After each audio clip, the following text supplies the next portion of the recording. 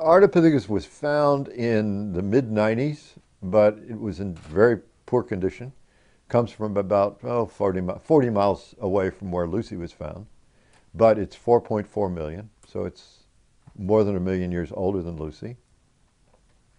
Took about 3 or 4 years just to clean the specimen because the bones are so soft. Everybody thinks of it as a fossil of being some sort of hard rock, but in this case, the fossil was more fragile and softer than the material around it. So it took a lot of intense preparation. It had been damaged in a number of ways. Those had to be corrected. And we've been working on it for the past 10 years. The exciting thing about it is that it's more complete than Lucy, and it has more informative parts than Lucy had. Lucy had no hands or feet, but Ardipithecus has both. So it tells us a great deal about how humans evolved in terms of locomotion, but in terms of how they manipulated the world, and most importantly, how we differ from the way chimpanzees and gorillas evolved. The most striking thing is that everybody in the world up to now has thought that we evolved something that was generally chimpanzee-like. It turns out that chimpanzees have evolved from something that's more human-like. And so the evolution that we see is pretty much the reverse of what we thought. The ancestor was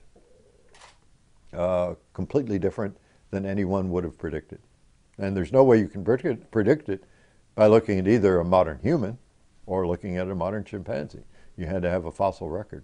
That's why Ardipithecus is so exciting. What Lucy did was create a huge question. And that question is why did we evolve this weird form of locomotion, which doesn't have a lot of advantages to it. You're pretty slow, pretty awkward. You're not as agile as a chimpanzee or gorilla. You can't climb trees very much anymore, so you're not as safe. You can't nest in trees, and yet the brain is no bigger. So what the heck is going on? The other thing is that the male in her species has very small canines, which is something unlike any higher primate. All male higher primates have large, what are called sectorial canines. They project well above the other teeth, and when the mouth closes, they rub against one another and hone one another to keep them as sharp weapons. When you look at Lucy's species and you look at the canines, they're the same height as the other teeth. They don't hone, and so the males could not have been using them as weapons. So the argument is that the canine had reduced in size in order to make room and space and developmental energy for the production of the large molars. Well, those large molars are responsible for living on open savannas where the food is very coarse. A lot of it is underground tubers, things that wear away the dentition very rapidly. Ardipithecus gives us a whole new vision.